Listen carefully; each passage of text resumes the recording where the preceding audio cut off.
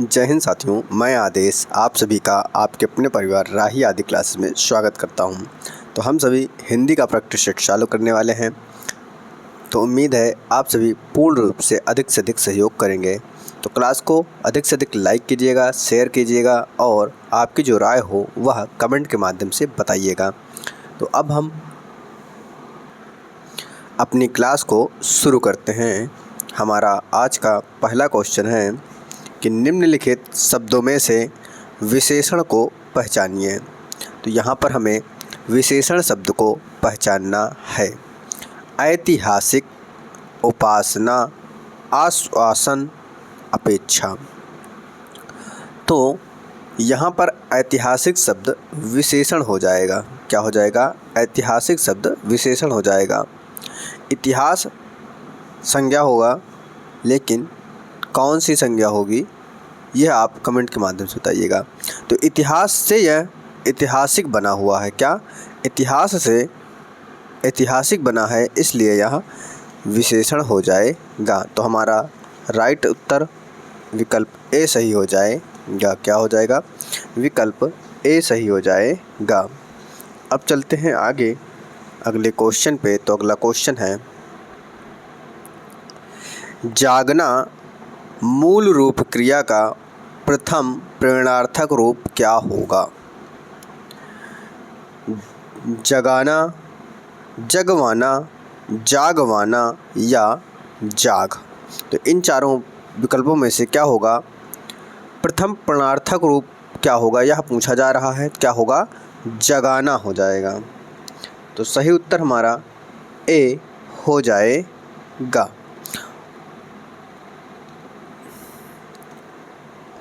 जब जगवाना होगा क्या, तो यह द्वितीय हो जाएगा। क्या? सेकंड हो जाएगा, द्वितीय हो जाएगा प्रेरणार्थक रूप। अगला क्वेश्चन है कि निम्नलिखित वाक्यों में से पूर्ण वर्तमान काल को स्पष्ट कीजिए। तो पूर्ण वर्तमान काल को स्पष्ट करना है। अब हमारे पढ़ने का समय हो गया है। वह घूमने जा रहा है। वह पढ़ रहा था। मैं बाहर जाऊंगी। तो यहाँ पर पूर्ण वर्तमान काल क्या हो जाएगा कि अब हमारे पढ़ने का समय हो गया है। तो विकल्प ए सही हो जाएगा। अगला क्वेश्चन है कि सुरेश गीत गा रहा था। वाक्य में काल है अपूर्ण भूतकाल, पूर्ण भूतकाल, सामान्य भूत या आसन्न भूत। तो सुरेश गीत गा रहा था, तो क्या हो जाएगा? अपूर्ण भूतकाल हो जाएगा। क्यों? क्योंकि उसने अभी गाना समाप्त ही नहीं किया, गा रहा था, तो अपूर्ण हो जाएगा। फिर आते हैं अगले क्वेश्चन पे। तो अगला क्वेश्चन है, पक्षी दाना चुग रहा है। क्या? पक्षी दाना चुग रहा है रेखांकित शब्द का पर्यायवाची शब्द नहीं है। अब रेखांकित क्या है? पक्षी। तो पक्षी का पर्यायवाची शब्द नहीं है पूछा जा रहा है। अब देखिए, पर्यायवाची शब्द पूछने का भी तरीका देखिए। एक आपको वाक्य दे दिया गया और वाक्य में शब्द चुना पक्षी और उसका पर्यायवाची पूछा गया है। डायरेक्ट भी पूछ सकता था कि पक्षी शब्द का पर्यायवाची क्या होगा। तो यहाँ पर क्या होगा? पंकज, अंडज, खग, नभचर। तो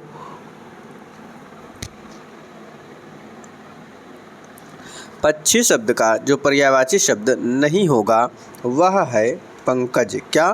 पंकज शब्द नहीं होगा। पंकज किसका पर्यायवाची है? कमल का पर्यायवाची है। किसका? कमल का। अब आगे देखते हैं अगले क्वेश्चन पे। हमें अनाथ बच्चों की मदद करनी चाहिए। रेखांकित शब्द का विलोम बताइए। किसका? अनाथ का विलोम बताना है। सनाथ, अज्ञ, अपाहिज, जिसका कोई ना हो। तो क्या होगा?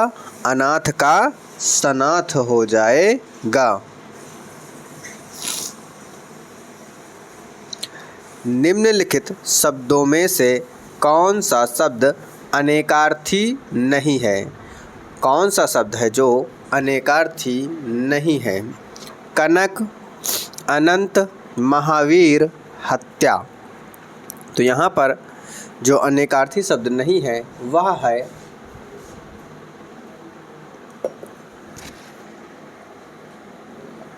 हत्या। क्या? हत्या शब्द अनेकार्थी नहीं है। जैसे कनक लेते हैं तो कनक का क्या हो जाएगा? सोना होता है, धतूरा होता है। अनंत ले लें, अनंत का जैसे आकाश हो गया, विष्णु हो गया। इस प्रकार से अनेकार्थी शब्द होगा। महावीर ले लें तो महावीर किसको कहते हैं? जैसे हनुमान को कहते हैं, जो महावीर उसे कहते हैं जो बहुत बलवान हो। तो ये सभी क्या है कि अनेकार्थी शब्द होते हैं, लेकिन हत्या का अनेकार्थी शब्द नहीं होगा। विकल्प के अनुसार हमें उत्तर का चयन करना होता है।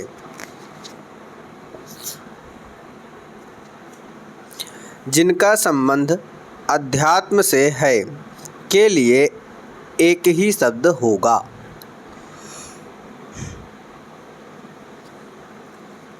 आध्यात्मिक, धार्मिक, शास्त्रीय, नैतिक। तो जिसका संबंध अध्यात्म से हो उसे हम सभी आध्यात्मिक कहते हैं। क्या कहते हैं? आध्यात्मिक कहा जाता है। अगले क्वेश्चन पे देखते हैं। तो अगला क्वेश्चन है, कौन सा जोड़ा समरूपी भिन्नार्थक है? कौन सा जोड़ा समरूपी भिन्नार्थक है? अवधि, अवधि, अनुचर, नौकर, आदि, अंत, अभिनय, नाटक। तो कौन सा जोड़ा समरूपी भिन्नार्थक है? अवधि, अवधि। क्या हो जाएगा? अवध, अवधि और अवधि।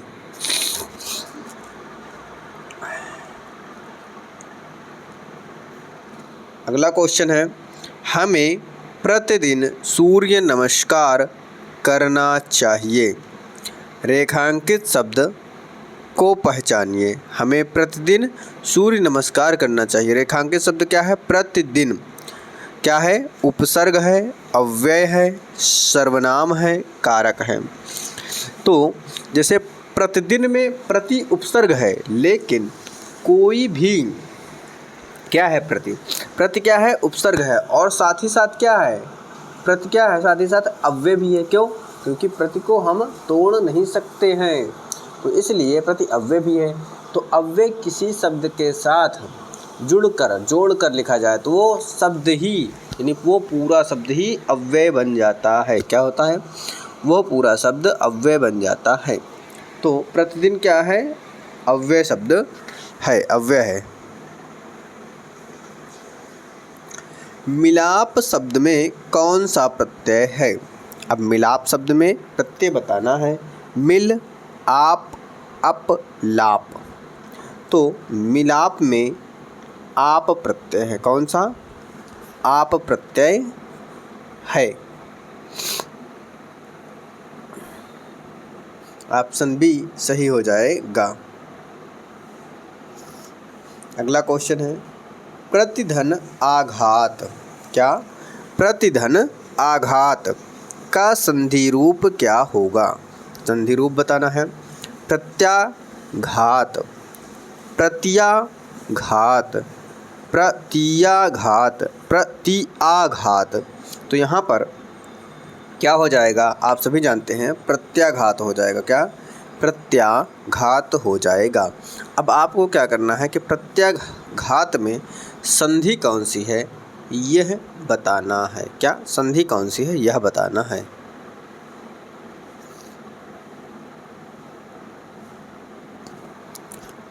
महोषध शब्द का संधि विच्छेद कीजिए। महौषध शब्द का संधि विच्छेद कीजिए। महाधन औषध, महाधन औषधि, महाधन औषधि, महाधन औषधि। तो यहाँ पर आपको क्या देखना है कि महौषध शब्द है, क्या महौषध, तो यहाँ पर देखिए सधि, सधि, सधि, तो यही तीनों क्या हो जाएंगे, क्योंकि जहाँ पर दो शब्द मिलते हैं वहीं परिवर्तन होना है। अब लास्ट में परिवर्तन कैसे हो जाएगा, होगा ही नहीं, क्या है, गलत हो जाएंगे। तो सही उत्तर हमारा ए ही होगा, अगर आप रूल नहीं जानते हैं तब, नहीं तो महाधन औषध करके संधि विच्छेद आप कर ले जाएंगे। तो यहाँ आपको बताना है कि महौषध शब्द में कौन सी संधि है।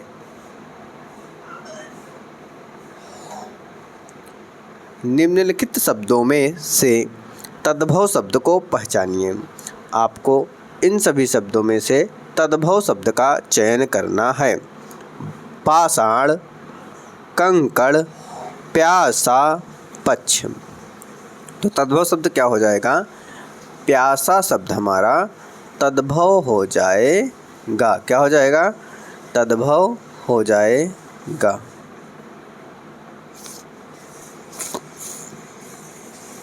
अगला क्वेश्चन है कि निम्नलिखित में से कौन सा वाक्य अशुद्ध है। हमें अशुद्ध वाक्य का चयन करना है। आज मैं यहीं रहूँगा, सज्जन लोग भला ही सोचते हैं, क्या तुम कॉलेज जाते हो, अभी तक पत्र नहीं मिला है।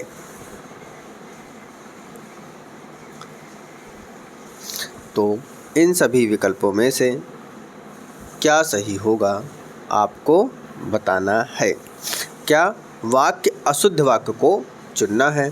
तो सज्जन लोग, अब सज्जन है तो लोग क्या, सज्जन लोग भला ही सोचते हैं, तो यहाँ पर हमारा विकल्प जो है अशुद्ध वह बी हो जाएगा, क्योंकि असंगत है, यानी मेल नहीं खा रहा है। आगे देखते हैं, अगला क्वेश्चन है, मुझे आज खाने का मन नहीं है। अशुद्ध अंश स्पष्ट कीजिए। जहाँ पर अशुद्धि है उसका हमें चयन करना है। मुझे आज खाने का मन नहीं होती है लिखा है, तो मुझे आज खाने का मन नहीं होती है, तो कहाँ पर अशुद्ध है, विकल्प डी में अशुद्ध है। कहाँ, डी में अशुद्ध है। वाच्य के कितने प्रकार हैं। तो अब तक में जितने भी प्रैक्टिस सेट हुए हैं, कई बार यानी 3 बार शायद या 4 बार पूछा जा चुका है, 3 बार मान लीजिएगा कि वाच्य के कितने प्रकार हैं। तो आप सभी जानते हैं वाच्य के 3, 4, 1 या कोई प्रकार नहीं। तो 3 प्रकार होते हैं। कितने, 3 प्रकार होते हैं। कौन कौन से होते हैं, कर्तृवाच्य, कर्मवाच्य और भाववाच्य। क्या, कर्तृवाच्य, कर्मवाच्य और भाववाच्य।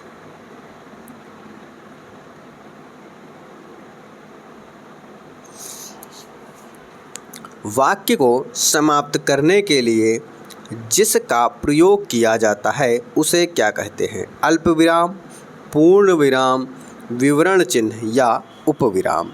जब वाक्य को पूर्ण किया जाता है तो वहाँ पूर्ण विराम का चिन्ह लगता है।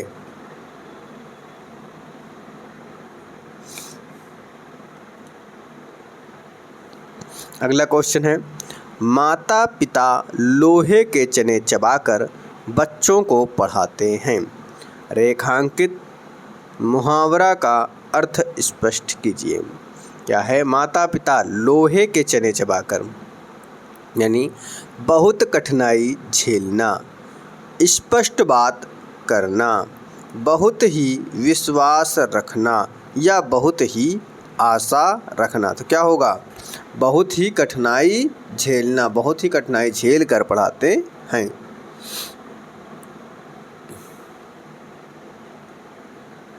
अगला है कहाँ राजा भोज कहाँ गंगू तेली। लोकोक्ति का अर्थ होगा विशिष्ट और सामान्य व्यक्ति की तुलना, दोनों बराबर होना, किसी तरह की जिम्मेदारी ना उठाना या गुण। तो कहाँ राजा भोज कहाँ गंगू तेली, तो क्या होगा विशिष्ट और सामान्य व्यक्ति की तुलना की जा रही है, यानी विकल्प ए हमारा सही हो जाएगा। अगला क्वेश्चन है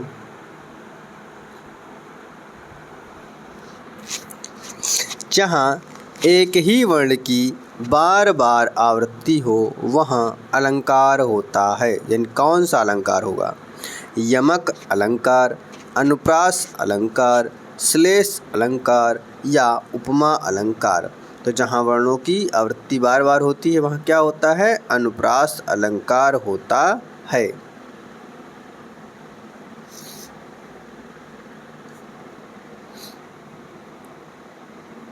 अगला क्वेश्चन है जो मात्रिक समछंद है, प्रत्येक चरण में 16 मात्राएं होती हैं, उसे कहते हैं। जो मात्रिक समछंद है, प्रत्येक चरण में 16 मात्राएं होती उसे कहते हैं। क्या कहते हैं, चौपाई, दोहा, सोरठा, रोला। तो उसे क्या कहते हैं, चौपाई कहते हैं। क्या कहते हैं, चौपाई कहा जाता है।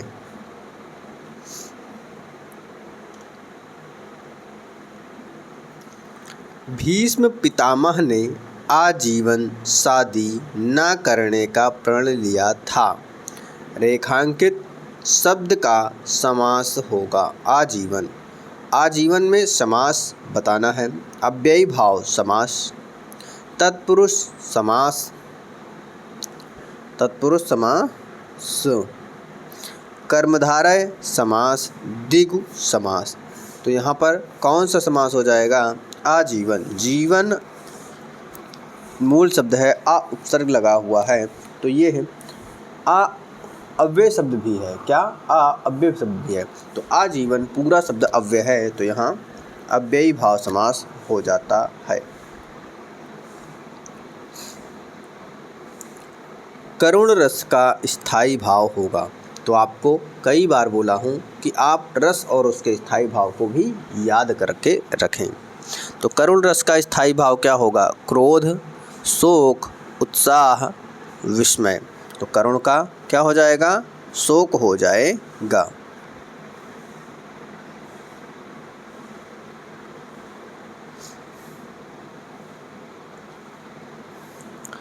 वर्णों के समुदाय को क्या कहते हैं। तो वर्णों के समुदाय को क्या कहते हैं, वर्णमाला, सर्वनाम या अक्षर क्रिया। अक्षर और क्रिया। तो वर्णों के समुदाय को वर्णमाला कहा जाता है, यह आपको पता होगा। अगला क्वेश्चन है कि निम्नलिखित शब्दों में से स्त्रीलिंग शब्द को पहचानिए। तो स्त्रीलिंग शब्द क्या होगा, संसार, गौरव, समुदाय या अश्विनी। तो स्त्रीलिंग शब्द इन सभी में से क्या होगा, संसार, गौरव, समुदाय, अश्विनी। तो अश्विनी शब्द स्त्रीलिंग हो जाएगा।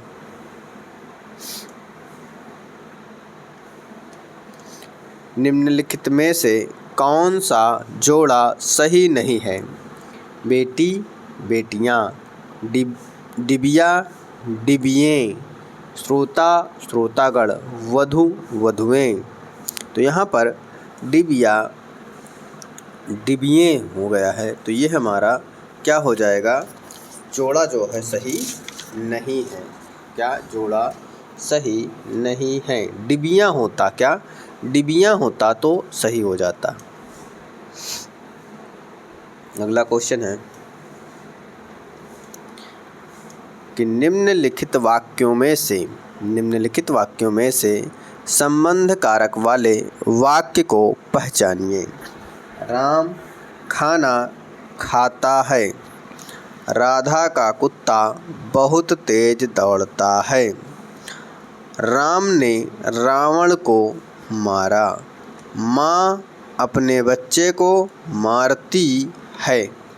तो यहाँ पर संबंध कारक वाले वाक्य को पहचानना है। क्या है? राधा का कुत्ता बहुत तेज दौड़ता है। राधा का कुत्ता, का की के रा री रे क्या है? संबंध कारक को बताता है। अब आते हैं आगे। आगे आपको एक गद्यांश दिया जा रहा है। इस गद्यांश को पढ़ना है, फिर इससे संबंधित क्वेश्चनों को हल करना है। तो आप सभी भी इस गद्यांश को पढ़िएगा। भारत का गौरव बढ़ाने वाले महानुभावों में रवींद्रनाथ टैगोर का स्थान अग्रगण्य है। उनका जीवन सदा प्रेरणादायी है। उनका जन्म 7 मई 1861 को कलकत्ता के एक बंगाली परिवार में हुआ था। उनके पिता का नाम देवेंद्र नाथ और माता का नाम शारदा देवी था।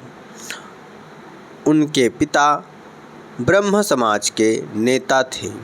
वे महान कवि, कहानीकार, गीतकार, चित्रकार, संगीतकार, नाटककार एवं सच्चे देशभक्त थे। उन्होंने 8 वर्ष की छोटी उम्र में कविता लिखी थी। काबुली वाला, मास्टर साहब, पोस्ट मास्टर जैसी अर्थस्पर्शी कहानियाँ हमें दी हैं। वर्ष 1878 ईस्वी में कानून की पढ़ाई के लिए लंदन गए, लेकिन साहित्य प्रेमी रवींद्रनाथ जी 1880 ईस्वी में बिना उपाधि यानी डिग्री लिए वापस आ गए। प्रकृति के प्रेमी से रवींद्रनाथ जी ने शांति निकेतन की स्थापना की।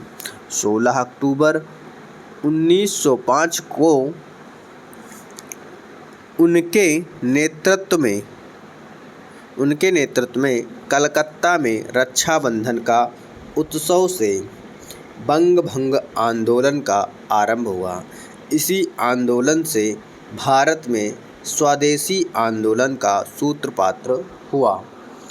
उनकी सबसे लोकप्रिय रचना गीतांजलि रही, जिसके लिए वर्ष 1913 में उन्हें नोबेल पुरस्कार प्रदान किया गया।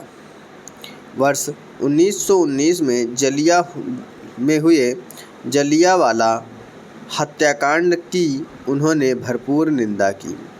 इनका विरोध इतना तीव्र था कि उन्होंने नाइटहुड की उपाधि लौटा दी। भारत का राष्ट्रगान जन गण मन एवं बांग्ला का राष्ट्रीय गीत आमार सोनार बांग्ला उनके ही रचना हैं। सर्वतोमुखी प्रतिभा रखने वाले रवींद्रनाथ जी का निधन 7 अगस्त 1941 में कलकत्ता में हुआ। उनका जीवन सदैव पथ प्रदर्शक है। तो ये रहा आपका गद्यांश। अब इस गद्यांश से संबंधित क्वेश्चन पे चलते हैं। जन गण मन राष्ट्रगान के रचनाकार हैं।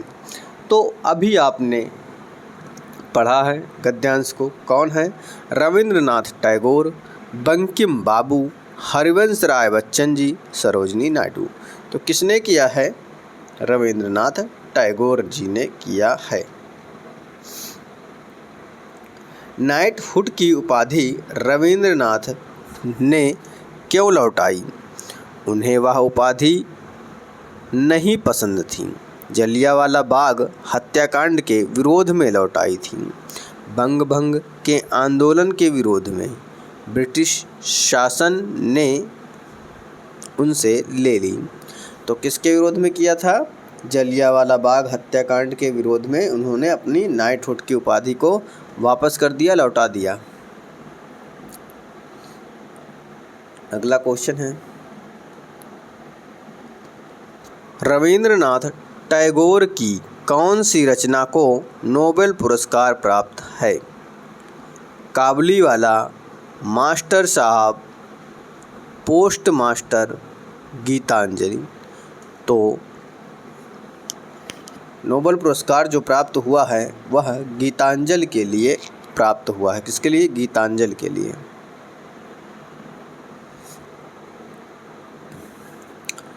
अगला क्वेश्चन है, रविंद्रनाथ टैगोर का जन्म कब और कहाँ हुआ था?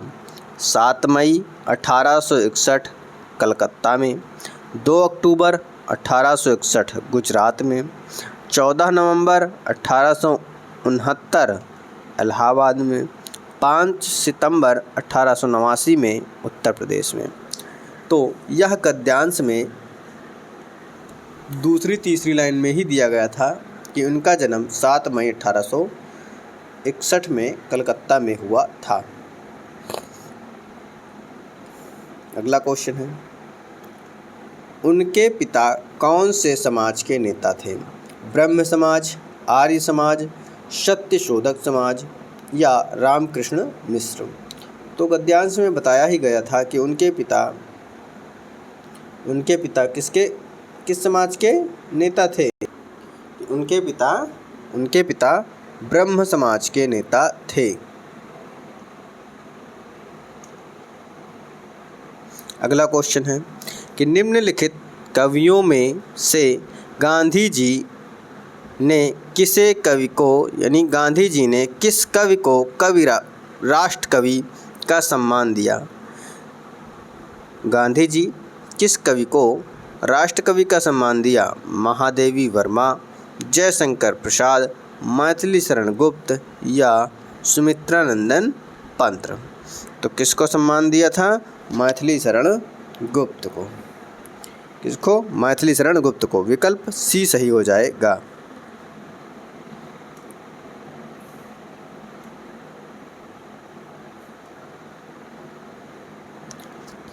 देवदास उपन्यास पर 3 बार फिल्म बन चुकी है।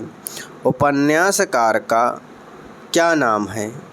प्रेमचंद जी, शरत चंद्र चट्टोपाध्याय जी, धर्मवीर भारती या रामचंद्र शुक्ल जी। तो उपन्यासकार का नाम बताना था, क्या है? शरद चंद्र चट्टोपाध्याय जी हैं, यानी बी ऑप्शन हमारा सही हो जाएगा। अगला है, कमानी के रचयिता कौन है? इस क्वेश्चन को तो आप भरपूर जानते हैं, बहुत जानते हैं। जयशंकर प्रसाद, महादेवी वर्मा, सूर्यकांत त्रिपाठी या सुमित्रानंदन पंत। तो कौन है? जयशंकर प्रसाद हैं कमानी के रचयिता, जयशंकर प्रसाद। अब आते हैं, आज का ये हमारा लास्ट क्वेश्चन है कि कौन सी रचना तुलसीदास जी की नहीं है? हमें बताना है कि कौन सी रचना है जो तुलसीदास जी की नहीं है। दोहावली, गीतावली, रामचरितमानस या यामा। तो यहाँ पर जो यामा है यह महादेवी वर्मा की है। किसकी? महादेवी वर्मा जी की है, ये तुलसीदास की नहीं है। तो आज की क्लास यहीं पे समाप्त होती है। आप सभी से एक ही रिक्वेस्ट है कि अधिक से अधिक थोड़ा सहयोग करें। क्लास को जब अधिक से अधिक लोग देखते हैं तो ही थोड़ी खुशियाँ मिलती हैं कुछ अच्छा करने के लिए। जब नहीं होता तो ये होता है कि आपको भले ही क्लास ये आधे घंटे की लगती है, लेकिन इसके पीछे लगभग 1.5 घंटे लगते हैं। क्या? आधे घंटे की क्लास बनाने के लिए लगभग 1.5 घंटे का समय लगता है। तो थोड़ा सा आप लोग सहयोग करने की कृपा करें। तो आज की क्लास को यहीं पर समाप्त किया जाता है। आप सभी का इस क्लास में जुड़ने के लिए बहुत बहुत धन्यवाद।